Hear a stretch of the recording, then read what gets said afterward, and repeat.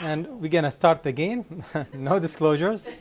So again, as I said, my objective of my talk today, explain the pediatric health ultrasound basics and protocol, discuss the clinical utility, explain the limitation, discuss the normal findings and variant, and how to correlate the ultrasound with the CT. And I mentioned that we have different ultrasound vendors and machines.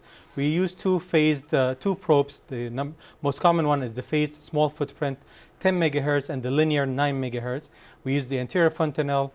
This is the 10 megahertz phased ultrasound. We have this view that gives us, and the linear, more higher resolution for the proximal parenchymal structures. And we use the anterior fontanelle to get coronal, sagittal, and also we image the superior sagittal sinus, the anterior cerebral artery, and we take also transmastoid clips, images, and we also save some of the cine clips when we do this. This is the phased probe, 10 megahertz on an anterior fontanelle in a baby. So again, this is how we do it on the diagram. Just to bring to your attention that we cannot really image the most anterior aspect of the fontanelles or the frontal lobes or the parietal lobes. The same thing on the sagittal cuts. We may miss the most lateral aspect of the cerebral hemispheres. There are also other ways to image the brain through the posterior fontanelle, but it's not a common protocol to do.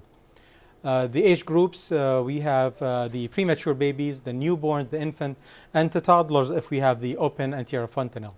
Normal development of a premature baby, we can see that this is a very smooth looking brain, not a lot of sulcation. The sylvian fissure is open. The insular cortex is open over here, exposed, and basically a primitive appearance of the brain. Another view where it shows the posterior fossa. Usually the cerebellum is more echogenic in an infant, but in a very premature baby, it's similar to slightly increased echogenicity to the brain parenchyma.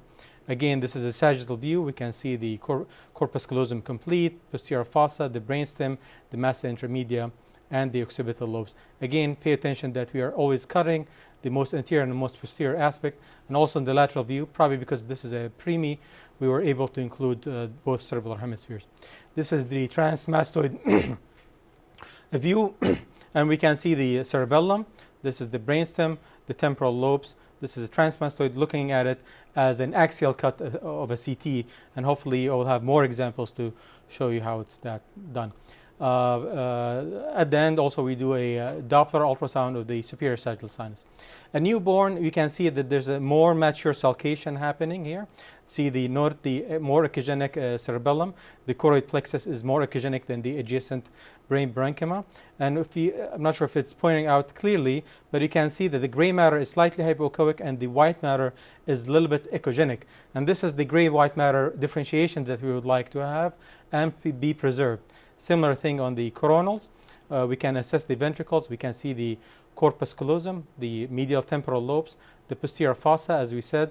The cerebellum is more echogenic than the rest of the brain. The sylvian fissure is complete, is closed, and there's coverage of the insular cortex by the overlying operculum. This is an example of how premature babies develop. This is a patient in the NICU over here. This is at birth. We can again see the primitive appearance of the brain, smooth sulcation. And after 2 months, he was still in the NICU, and you clearly see that his brain developed and there's more sulcation and gyration. The most important topic to cover in NICU is the most common reason to order these head ultrasound is to assess for germ matrix hemorrhage. Our role is to identify them, grade them, see their evolution, and assess their complication. This is again a premature baby, smooth brain sulcation. We see a very small dot of increased echogenicity at the caudothalamic groove. So this was suspicious for a small germ matrix hemorrhage. Another baby, different baby, but again show you a little bit, they are more prominent, more echogenic. The choroid plexus has a tail which terminates at this junction between the thalamus and the caudate. This is the caudothalamic groove, and this is where the germ matrix starts. And this is the same first patient I saw you. The next morning, he developed extensive hemorrhage in his ventricles. So now he's grade 2. There's also hemorrhage in the third ventricle. And this is a sagittal view showing how hemorrhage is filling the whole ventricle around that echogenic choroid plexus that we have seen. Same patient progressed more, developed increased hemorrhage, increased dilation. There's also hemorrhage in the left temporal horn. So again, this is becoming a grade 3.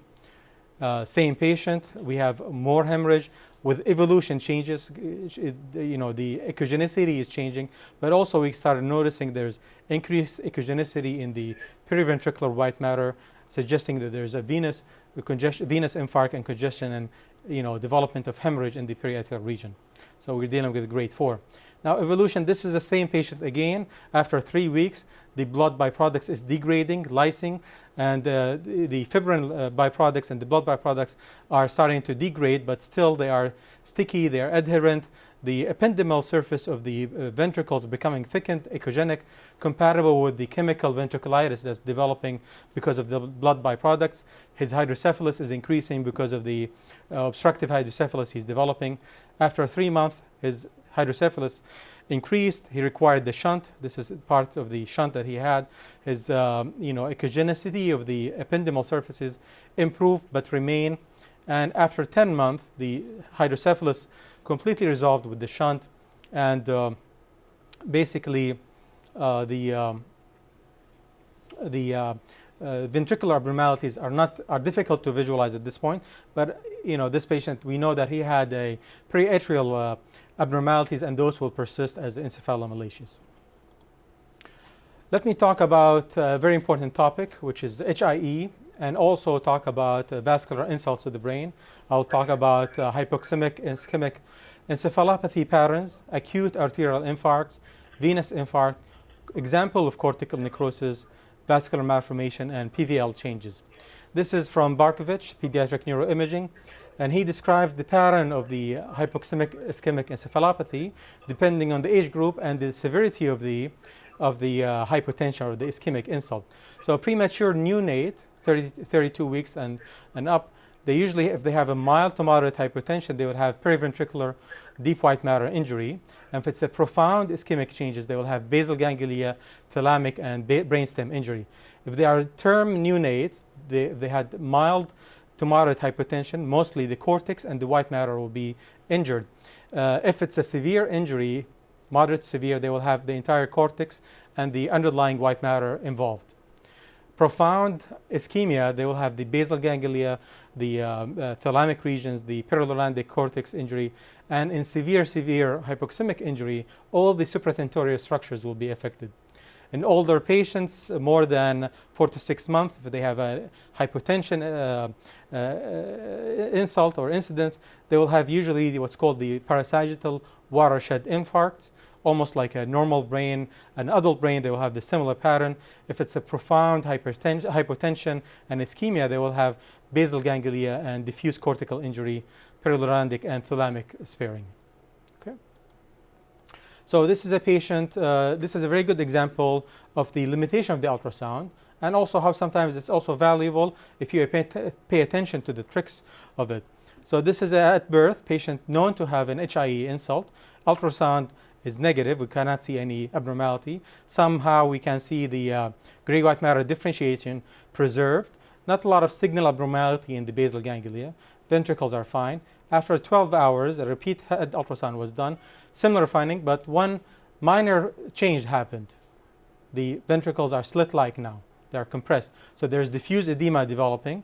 Patient end up getting an MRI, and we can clearly see the patient developed restricted diffusion of his cortex, corresponding low signal on the ADC. Not a lot of signal abnormality in the brainstem, probably minor changes in the dorsal thalami. Bring to your attention the axial T2 is very important in these cases. We don't see the normal, what's called the gray matter ribbon sign. The gray matter should be dark and should follow the gyration. And in this case, we don't see it at all. So patient ended up getting edema and swelling even of the cortex compatible with the diffusion restriction. So this is a very important sign. I'm going to also enforce it in the next examples. Another patient who is term got a head ultrasound, nothing major, probably increased echogenicity on one side of the basal ganglia on the right. got an MRI. We can clearly see he has deep gray matter structure, restricted diffusion, corresponding ADC abnormalities. And on the T2, there's heterogeneous T2 signal intensity in those structures. Usually the gray matter will be myelinated, it will be dark. This is again the normal ribbon sign, gray matter ribbon sign. They are not affected, but what's affected here is the deep gray matter structures. The gray white matter differentiation is very subtle to pick on ultrasound, but it needs a keen eye. For example, we can see gray white matter differentiation here, but we lose it on this side. Maybe we also have it abnormal in this region, and probably this region also. An MRI was done on the same patient. We can clearly see the patient has cortical restricted diffusion corresponding ADC abnormalities. So these are the subtle findings of abnormalities that we need to pick on ultrasound. Sometimes they're hard. It depends on the patient itself. Is he on escalator? Is there like artifact? The machine is not that good. So, you know, there are always limitations with the ultrasound. The same baby after 5-6 months, the affected areas now are encephalomalacic on this follow-up CT. Again, this is a cortical HIE case. We clearly see abnormal increased echogenicity in the left parietal region. We have loss of the gray white matter differentiation, probably preserved here, but the closer ones to the surface are affected. He gets an MRI. We clearly see gray matter and subcortical white matter involvement, patchy involvement, corresponding ADC decreased signal, and the gray white matter ribbon probably lost in patchy areas compared to the other first example that I showed you. Okay. Again, an example of HIE with the cortical involvement. Not a lot of finding. Maybe there's a loss of the gray white matter differentiation over here. Very minimal patchy echogenicity of the basal ganglia. He gets an MRI. You know, if you're reading it quickly, you would not pick an abnormality here. Almost looks like a normal diffusion weighted image. Very subtle diffusion restriction, very subtle low ADC values. But you know, the neuroradiologist, if he knows that this patient has HIE, he will keep an eye on the gray matter ribbon sign, which is missing on the T2s.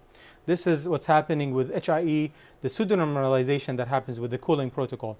After 5 days of the ischemic insult, this baby is on a cooling protocol. So the diffusion is not that striking, but we also need to keep an eye on the T2s also, not to call this normal and there's no restricted diffusion.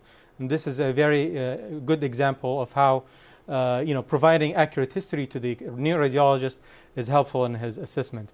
This is a patient with a deep gray matter ischemic insult. We can clearly see increased echogenicity in the medial and the basal ganglia bilaterally. Again, restricted diffusion in the basal ganglia with corresponding ADC low values. Eventually, he had another follow-up ultrasound, and we clearly see the profound change that's developing now in the ultrasound afterward. This patient is a term with a congenital heart disease. After heart surgery, he developed a seizure and you know, loss of motion on the right side of the body. We see a left parasagittal increased echogenicity and left parieto-occipital increased echogenicity. Gets a CT which corresponds to the same areas. We have low attenuation and loss of the gray white matter differentiation compatible with acute infarcts of the left ACA and left posterior branch of the MCA. The MRI was done, also corresponding bland infarct of these regions. This patient had a normal head ultrasound except for the last part of it, which was the superior sagittal sinus. There's echogenic focus in it. On the sagittal view also, it's a little bit expanded, increased echogenicity throughout it. There's no flow with the color. So this patient has superior sagittal sinus thrombosis. An MRI was done. The MRV, we have loss of the normal time of flight signal in the same region. And the GRE, you see susceptibility changes in the distribution of the superior sagittal sinus consistent with the thrombosis and the magnetization effect that happens from the clot. On the coronal T2, we have loss of the normal dark flow void signal in the superior sagittal sinus. On the diffusion weighted images, we have a small infarct, likely developing venous infarct in this region. This is a term baby, had difficult labor and delivery. After being delivered, he developed a seizure. Ultrasound was done and showed an increased echogenicity in the right temporal region. On the sagittal view, kind of a sizable area of increased echogenicity, no vascularity in it. So we're suspecting this patient developed a right temporal hemorrhage, hematoma, intraparenchymal hematoma. On the SWI, we clearly see the susceptibility changes in this region. MRV also was done to exclude a venous infarct. It's a very common location, especially in the lateral collateral venous drainage system. We cannot see any occlusion there. And this is a standalone parenchymal hematoma, likely to the severe delivery that he had. Another example of vascular and remote vascular insults. This is a case of cortical necrosis and IUGR in a patient with known to have a torch infection. We clearly see that there's a overall volume loss of the brain, almost like smooth sulcation pattern, almost like a preemie, but this is not a preemie. Patient has subcortical curvilinear increased echogenicities, patchy and focal areas of increased echogenicity in the periventricular white matter, in the ependyma, and the deep gray matter structures. MRI was done, clearly see that the patient has generalized atrophy, abnormal signal of the deep white matter structures, almost complete loss, and the GRE sequence just to show that these small echogenic foci corresponds to these dots, and they are not really, the rest of the subcortical are not really blooming. So this is not hemorrhage rather than mineralization effect after cortical necrosis. We may see this also after an infarct. In a large MCA infarct, they will develop cortical necrosis later on, and as part of the mineralization process. Another example of a vascular malformation case, patient presents with hydrocephalus, increasing head size, high cardiac output failure, bruit of the head. I can't give you more classic history than this. We get an ultrasound, we see a large structure at the inferior sagittal sinus, straight sinus into the torcula, echogenic material seen in it. We throw color in it, and we get a lot of nice rainbow colors there. So patient history and the imaging finding of ultrasound consistent with the vein of Gala malformation. The added utility of ultrasound going a little bit laterally into the ventricles, we can also say that this patient has hydrocephalus and dependent blood byproducts in the occipital horn. MRI is done, and we can clearly see that this patient has large vein of Galen malformation, multiple collateral vessels in the perimesencephalic region here and here. And on the post-contrast, we can clearly see the vein of Galen and the enlarged transverse and sigmoid sinuses. And the SWI or the GRE sequence demonstrate the ventricular hemorrhage that we saw on the ultrasound. Talking about PVL a little bit, minor ischemic insult may give you PVL. The way to pick it up is look at the periatrial regions, compare the echogenicity of the white matter to the choroid plexus. The white matter should not be more echogenic or similar to the choroid, it should be always less. If you see that, you should be concerned about PVL changes.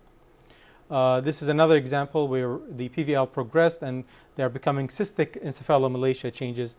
Follow-up MRI of the same patient. We clearly see how much of the deep white matter structures have been lost.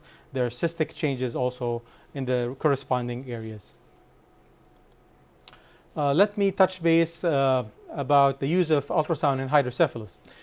We have few dynamic maneuvers that we can do to assist the severity of the hydrocephalus. We can measure the resistive index of the anterior cerebral artery when we compress the anterior fontanelle with the ultrasound probe.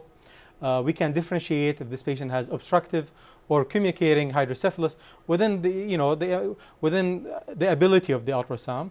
I'm going to quickly talk about benign extracranial hydrocephalus, or what's being called now benign enlargement of the subarachnoid space of infancy, or benign enlargement of the extraaxial fluid of infancy. This is a case of a patient with known Chiari-2. Patient had severe hydrocephalus when he was born. We can see the cerebral mantle being pushed and thinned out completely, maybe a very small posterior fossa on this little bit parasagittal view, but to show how much severe hydrocephalus this patient has. The anterior cerebral artery spectral and Doppler images obtained, and we can see that there's a systolic waveform, but we can't pick any diastolic waveform, which is abnormal in the intracranial circulation. And this is a resistive index of 1, which is very abnormal. We can see that there's some mild reversal of the diastolic flow over here. So we know that this patient is under severe pressure from his severe hydrocephalus. He gets a shunt. Part of the shunt is over here. The hydrocephalus improved. The MRI is also obtained to show the features of the KRE. Partially, we don't see the cavum septum pellucidum. Partially, also, we don't see the posterior corpus callosum, and abnormal configuration of the parieto-occipital region medially. He gets an ultrasound to follow up his hydrocephalus, and we see that this patient has improvement of his resistive index coming down to 0.59, and there's a diastolic flow. And when we do the compression view to push with the ultrasound probe on the anterior fontanelle, no change in diastolic flow or the resistive index that may suggest that this patient is still under pressure, which indicates that this shunt is working properly. Another synonymous case to severe hydrocephalus. This is a sagittal view. This is a coronal view. We don't see the normal brain parenchyma. We see a very large CSF cavity filling the whole brain. Thalamus is here. Probably residual right temporal lobe. Probably residual left temporal, left parieto-occipital region. So this patient had a CT, and this confirms that this is a case of hydranencephaly, and there's no parenchyma at all because of an in utero vascular insult. Again, the ultrasound helps to confirm that there's no parenchymal tissue in this supratentorial brain. The penile enlargement of the subarachnoid space of infancy. Patient, probably you don't see it as much in the NICU, but you see it probably in outpatient pediatric groups. Patient comes in with macrocrania, head circumference bigger. You start with a head ultrasound. You don't start with a CT or an MR. Head ultrasound can tell us this patient does not have hydrocephalus, but rather than he has large CSF spaces over his supratentorial brain. We do a magged up view of this area, and we measure, and it's measuring more than 10 millimeter, which is consistent with the diagnosis of penile extraaxial fluid of infancy. They are bridging vessels which are normal. How to follow it up? Just follow it up with a measuring tape. Don't do other studies unless there's something neurologically abnormal. You can get other imaging. But this is a very benign finding. They grow usually out of it without any issues because of the, probably early or immature arachnoid tissue that cannot keep up with the CSF production. And hopefully by the end of the first year, things will be better. Talk about congenital abnormalities and how we pick them up. Let me mention the absent septum pellucidum, the agenesis of the corpus callosum, the Chiari-2 malformation, Dandy-Walker, and holopresencephaly. So this is a case of absent septum pellucidum, probably known from an ultrasound antenatally, confirmed it with an ultrasound at birth. We don't see the septum pellucidum. Rather, we see a cleft that's extending from the ventricle into the left brain parenchyma, probably extending all the way to the surface. So we're suspecting this patient has absent septum pellucidum and schizencephaly. MRI is also done. And again, we don't see the cavum septum pellucidum. We see a cleft over here on the right and also a cleft on the left. Probably the left side is much bigger. So patient has bilateral schizencephaly. I would call this probably open lip, and this one is closed lip. Also, he has small size of his optic nerves, but his pituitary gland is normal in size and location. So we're dealing with a case of septic optic dysplasia, de Morizot syndrome. And this is a nice example how ultrasound may help find some of the features in this case. Now, agenesis of the corpus callosum, a sagittal head ultrasound. We don't see the normal corpus callosum tract. Rather, we see radiant appearance of the gyri extending from the region of the corpus callosum all the way upward to the surface. And the corresponding sagittal T1 MRI also show the same feature. We don't have a corpus callosum. Rather, we have a radiant appearance of the gyri through the cortical surface. Same patient, coronal view of the anterior frontal horns. We can see the steer horn abnormality. We can see the prominent white matter tract, what's called the Brups fibers. And again, the coronal T2 show the classic steer horn appearance of the agenesis of the corpus callosum, prominent Brups fiber in this region. Again, if you go a little bit posteriorly, we have the colpocephaly and the parallel appearance of the ventricles. Again, MRI show the same exact feature with the addition of noting the white matter Brups fiber in this case of agenesis of the corpus callosum. We can also see incidental finding, like sometimes there's intrahemispheric cysts, intrahemispheric lipomas, other congenital anomalies that may be associated with the agenesis of the corpus callosum that we can also pick with ultrasound. A case of known Dandy-Walker malformation, large posterior fossa cyst extending to the level of the fourth ventricle. This is a little bit off midline, but the vermis is missing. There's a lifting up of the tentorium superiorly. Patient gets an MRI after a few weeks. The hydrocephalus increased, the cyst increased, and we can see the ballooning of the posterior fossa, the agenesis of the vermis, the uplifting of the tentorium, the communication of the posterior fossa with the fourth ventricle, the hydrocephalus that developed, where we see the corpus callosum thinned out compared to the prior initial ultrasound. Okay. This is the transmastoid view. We see the large posterior fossa cyst communicating with the fourth ventricle. This is the brainstem, and this is the residual, the cerebellar hemispheres, no vermis in the middle. And again, this is the same feature on the MRI, large posterior fossa cyst communicating with the fourth ventricle, absent of the vermis, cerebellar hemispheres, and the brainstem. If I want to flip this head ultrasound, it will exactly match what we see with the MRI. So I'm coming from the side of the transmastoid, and again I see a large posterior fossa cyst communicating with the fourth ventricle. The brainstem is here and the cerebellum exactly identical to this MRI. And again, this is a coronal view, the same features. We see the posterior fossa cyst and the missing vermis. This is a case of Chiari-2 malformation. As I said before, the cerebellum is usually echogenic and it's normal, but that helps us also to understand that this posterior fossa is small and there's tectal peaking. Maybe there's some dysgenesis happening of the posterior corpus callosum. Maybe there's radiant appearance of the gyri, what's called stenogyra in Chiari-2 cases. And this is a case of Chiari-2. This patient had a neural tube defect in his lumbar spine. This is a case of holoprosencephaly, semilobar. We can see fused thalami. This is a sagittal view of the brain. We see remnant or small amount of parenchymal tissue anteriorly. We have a large ventricle, probably communicating with each other posteriorly. We get an MRI, the same findings. We have fused thalami. The frontal lobe and temporal lobes are somewhat preserved. Large ventricle and probably communicating back posteriorly. Patient has microcephaly. So this is a case of semilobar. If it was alobar, I would not see this cleft. I would see complete fusion anteriorly here and probably one monoventricle. There's no septum in the back.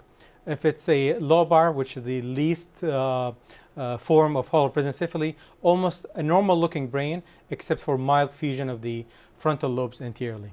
Okay? So this is a case in the middle called semilobar holoprosencephaly. Let me talk about normal variants. Cavum septum pellucidum, choroid plexus cyst, conatal cyst, ventriculostriated vasculopathy, megacisternum magna. So this is a patient had an ultrasound, and we see the cavum septum pellucidum, which is a normal finding in all the infants. And usually they close by the third month of life. 15% of the population, they have it persist. It's called the fifth ventricle. And, seeing it is fine and normal. If you don't see the cavum septum, if you don't see the septum pellucidum, this is abnormal. Keep that in mind. And in addition, this patient has a small cyst exactly at the same level of the lateral ventricle. This is what's called the conatal cyst. It should not be above and it should not be below. It should be exactly at the tip of the lateral ventricle. And this is like secondary to coarctation of the edge of the lateral ventricle. That's why we get this conatal cyst. This is another patient. We're suspecting this patient has bilateral conatal cyst. This was done on a 10 megahertz phased probe. When we do it on the linear, the 9, those cysts appear much nicer and much clearer to us. Nothing to do about them, nothing to, we don't need to follow them up or anything. Sometimes they are maybe fusiform and a little bit larger. It's kind of an extreme normal variant. Also, we leave them alone. And this is the 9 linear probe that gives us this nice high resolution. And this is the 10 phased, which gives us a little bit deeper penetration, but less resolution than the linear. Choroidal plexus cyst, we may pick them antenatally with an in utero ultrasound, but we may follow them up with after they are born. Choroidal plexus cysts are sometimes, most of the time, are normal finding. They may indicate that there is a aneuploidies, and the patient should be worked up for trisomy 18 most commonly. Sometimes they happen in a little bit unusual location. There's a small choroidal plexus cyst that developed at the caudothalamic groove, but the caudothalamic groove was concerned that this was a remote or an evolved German matrix hemorrhage in the past. An MRI was done and it was completely normal, no susceptibility changes in that area. So the decision was that this is a small choroidal plexus cyst, to leave it alone. And if you see the other sagittal ultrasound that I provided, this is the tail of the choroid plexus that comes all the way up here. Ventricular striated vasculopathy. This is a very nice example. We see branching echogenic vessels into the lentiform nuclei bilaterally, probably more prominent on the right. This is on the sagittal view. See how nice and echogenic they are. And ventricular striated vasculopathy is an entity that is seen with normal patient, but also seen in torch, seen in ischemic injuries, and seen in chromosomal abnormalities. So what to do with it? I would probably mention it. I would not act on it unless the patient has other, indicating finding for an abnormality. But this does not give me any clue that this patient has certain disease or illness. And this, unfortunately, this case had a cardiac arrest. We can clearly see patient developed loss of gray white matter in patchy areas of the brain, right frontal, left parieto occipital. But looking at the same area where the ventricular striated vasculopathy was seen, we don't see any calcification or any hemorrhage or any indication even on the MRI. So it's solely ultrasound finding that we sometimes mention, but we don't really, we'll leave it up to the clinician to decide on. This is a case of megacisterna magna. We have prominent CSF space behind the cerebellum and the posterior fossa. The vermis is intact and nice. The fourth ventricle is not exposed, and there's no real scalloping or abnormality happening to the adjacent calvarium. So this is a case of megacisterna magna, a normal finding. We leave it alone. Let me talk about infection and a few examples of that. This is a very interesting case. This patient was known to have a genesis of the corpus callosum. His initial ultrasound when he was born was normal except for the ACC finding. Patient came after 7 days with fever and seizures. Again, we see the colpocephaly, the Steer-Horn appearance of the ventricles, frontal, but also we notice that there's echogenic material in the dependent aspect of the ventricles. But since he had an ultrasound 5 days ago, and it was completely normal, if this was hemorrhage, it will be very much echogenic in 5 days, and it will stay echogenic in 5 days. But this is different echogenicity than blood. So with the history of fever and seizure, we were concerned about patient having ventriculitis and meningitis. And let's assure that this patient got an MRI, and he had an ethmoidal encephalocele, probably communicating with his nasal cavity, and he ended up with ventriculitis. The classic appearance of ventriculitis is restricted diffusion of the ependyma, corresponding low ADC values over here. The layering products that we saw are empyema and pus in the ventricles. And again, this patient has the features of agenesis of the corpus callosum. So this was a very interesting finding. Not every layering debris in the ventricles is blood. So it may be also hemorrhage and empyema. This is another example. This is fresh off the press. Patient is here in the hospital. I got this case yesterday. So this patient came in with seizure and fever. We see heterogeneous echogenicity. Repeat ultrasound in 6 to 12 hours. The patient had developing large area of increased echogenicity. There's midline shift. So this is concerning for parenchymal hematoma and hemorrhage. He got a CT, large parenchymal hematoma, patchy areas of low attenuation and edema with some sparing of the medial occipital lobes. So this patient has diffuse cerebral edema and ischemia, and this patient got an MRI. We see that the T1 hyperintensity in the hematoma that we have picked on the CT and the ultrasound, and the ADC and the diffusion weighted images demonstrate signal abnormality in the cortex, deep white matter structures, even the deep gray matter structures. So this is a proven case of severe HSV encephalitis. Let me talk about lesions and the use of ultrasound in lesion. This is a newborn that was born with the mass protruding from his occipital region. An ultrasound focus on that area showed that there's a cystic mass with some tissue and septation. Color flow also obtained. We see a vascular pedicle in this region. Larger anterior fontanelle ultrasound was done. We can't see much of a herniated brain parenchyma into this region, let alone we can't really pick it up from this approach. He got an MRI. Again, we see the cystic lesion in the suboccipital region. We may see some tissue from the posterior fossa and the occipital lobes kind of pulling or being tugged into that area. So this is a case surgically proven to be a occipital encephalocele. Differential diagnosis, if it was a little bit up, probably sinus per crani, maybe smaller, maybe more vascular, not that cystic.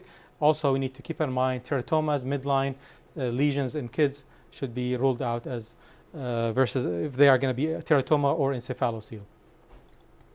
Another baby was born with a small lump on his nasal bridge, and he got an ultrasound. This is the sagittal view of his nose, small oval shaped, somewhat echogenic lesion, and this transverse cut. We can't see any communication with the underlying bone or tract. He got an MRI. Again, this is the axial T2, a very well defined lesion, somewhat T2 hyperintense, but not as bright as the fluid. T1, sagittal T1, again, somewhat hyperintense T1 signal, but not as fat and not as the gray matter in the parenchyma. Post contrast, no significant enhancement or change. So this is a case of nasal dermoid. Why I mentioned the gray matter signal, that this is not a nasal glioma.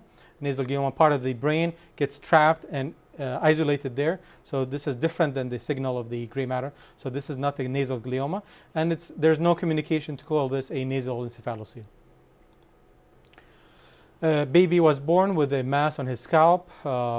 We see a heterogeneous echogenicity oval-shaped lesion, very vascular with arterial and venous flow. This is compatible with a history of infantile hemangioma. We can follow it with ultrasound and clinically, and hopefully it involutes or responds to beta blockers. Non-accidental trauma. What are we missing when we order a head ultrasound? So we had the case of non-accidental trauma. Ultrasound was ordered. We could not see anything. After a few hours, there was a swollen scalp region. We did a focus ultrasound on that. Cephal hematoma. We noted also there's a break in the calvarium. There's a step off here. So this patient has a left parietal, this is left cranium, left parietal bone fracture. We get a CT. We see the fracture over here. Okay. We see soft tissue swelling over the fracture, and we see epidural hematoma. So take home message, please do not order head ultrasound for non-accidental trauma. We're going to miss a lot of findings, important findings in these cases. Patient was delivered and he developed a soft tissue mass after delivery. Focused ultrasound of the scalp region, demonstrate a predominantly hypoechoic collection, very close to the calvarium and probably stopping at the suture lines. So this is a case of cephal hematoma. This is a CT that is done also to confirm the finding. There was no skull fracture. They worried about excessive trauma, but there was no skull fracture. And usually they resolve. Sometimes they get calcified and get incorporated into the adjacent calvarium. And just to differentiate between the different soft tissue fluid collection that develop in the scalp, again, this is our case of cephal hematoma. The hemorrhage that developed is under the periosteum, and the periosteum is limited by the sutures, so the cephal hematoma should not cross the sutures. Versus the subgaleal hematoma, which is underneath the aponeurosis. This is a large potential space, and you can seep a lot of fluid in it, sometimes causing anemia to the baby. And the caput succinatum, when we have it above the aponeurosis and below the skin level. With that, I come to my conclusion that ultrasound is a very valuable tool. It's readily available, and there's no use of radiation with it. It's a dynamic tool. We use it anytime we want. We can use multiple maneuvers. We can use dynamic compression to assess the ACA for the resistive index in hydrocephalus. It always complements the clinical picture. If we say this is a normal head ultrasound, should not preclude you from managing this patient on your clinical suspicion. Example is the HIE cases. A lot of times we call them normal. We cannot see abnormalities in the first 2 days of the head ultrasound. And hopefully the cases I have shown gave you and added to your knowledge the value and limitation of ultrasound. And thank you very much. Sure. Any questions?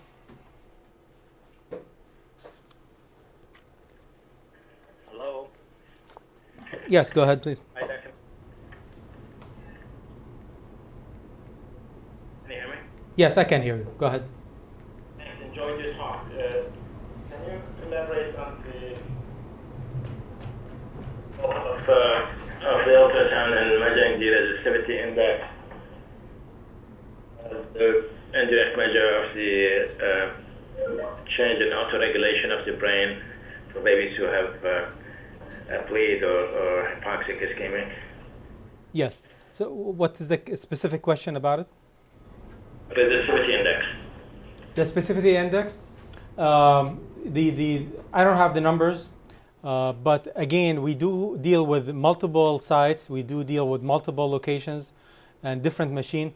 So I would not really, again, rely or depend a lot on ultrasound for HIE cases, especially in the early stages. And I would mainly depend on the MRI in my assessment, and probably preserve the ultrasound for follow-up for complications of HIE. So hopefully, I gave an answer that's politically correct. We deal with many centers and locations and different machines. At the same time, I don't want to underestimate the use of ultrasound, but we do have some limitation with it. Yes. I was wondering, have there been advances, it looks like, in the ultrasound technology? I used to think that it really wasn't that good for seeing like the cerebellar area, Mm-hmm. but would you say that we were suspicious, like we could?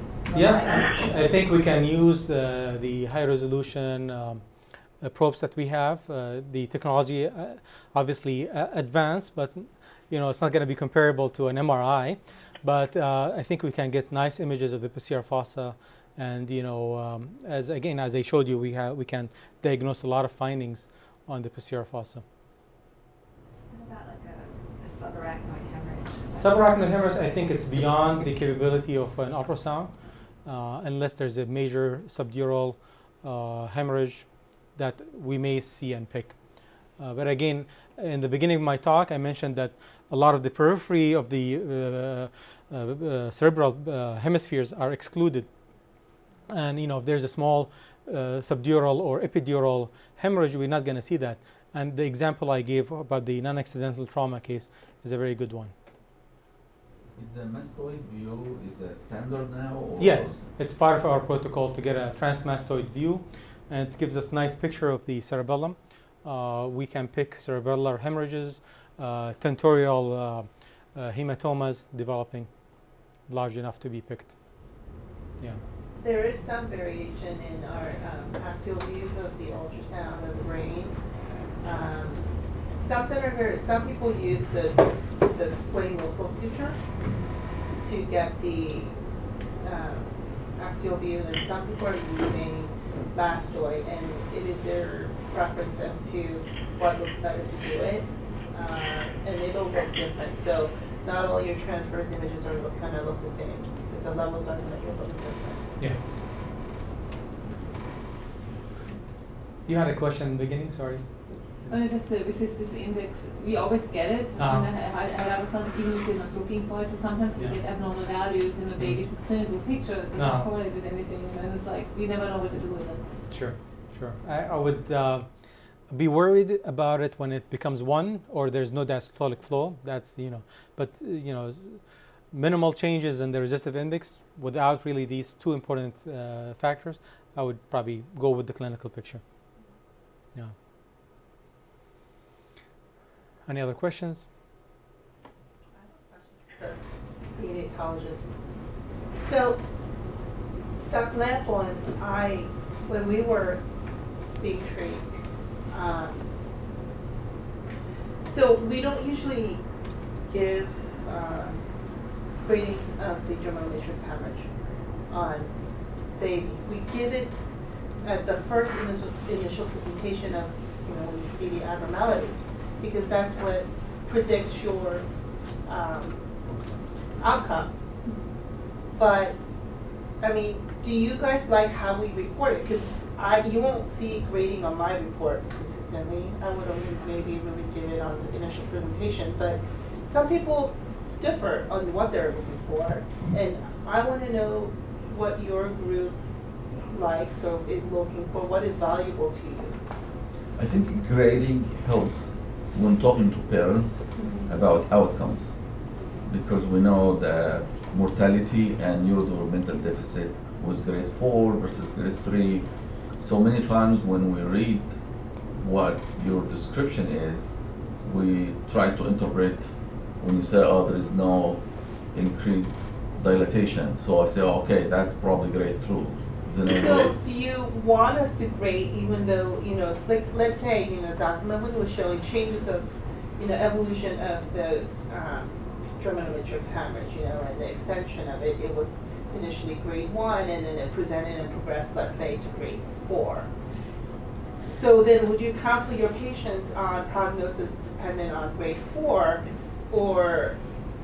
I think we kind of know from the reading, but sometimes what we get a lot of questions from the nurses because they go into the reports and they don't see the grading. So we get repeated questions, what grade is it? Like, we can tell from the reading. Right. But I mean, I prefer the description version, but I wonder, like, we have to report it to Vermont, Oxford and things. I don't know how we Maximal.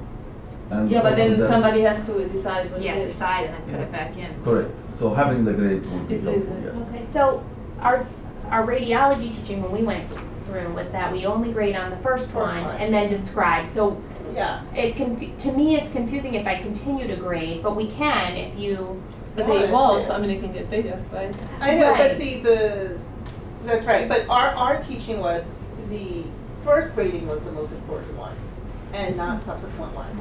Is that But not true? is that not true? That's You not want us true. to continue to Because grade the earlier we do it, the evolution. smaller it will be. If you do an ultrasound 24 hours, it might be grade 2, No, and but, a day later it might be grade 4. But I think it's the true, but not just not depending on the first reading. I think the first 3 days. The first two. First Because three if we do an ultrasound at 12 hours, Yeah, and you may see no bleed at all, Right. right. but then at 48 hours we have grade 3.